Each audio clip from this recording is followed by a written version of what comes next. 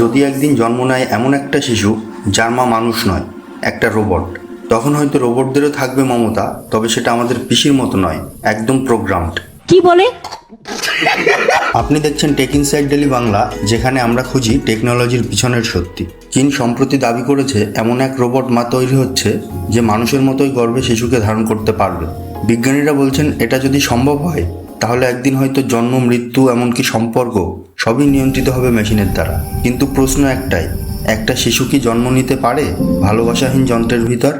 বিজ্ঞান এগিয়ে যাচ্ছে মাথা ঘুরিয়ে দেওয়া গতিতে, কিন্তু প্রযুক্তির প্রতিটা সাফল্যের সাথে আসে একটা নৈতিক প্রশ্ন। যেখানে এআই আমাদের শিক্ষক, ডাক্তার, প্রেমিক, এখন সে কি মাও হবে? একদিকে এটা হতে পারে চিকিৎসা অসাধ্য নারীদের জন্য এক আশীর্বাদ, অন্যদিকে মানব সম্পর্কের ভিত্তি কেঁপে উঠতে পারে। কারণ মা মানে শুধু গর্ভ নয়, অনুভূতি, ত্যাগ আর নিঃস্বার্থ ভালোবাসা।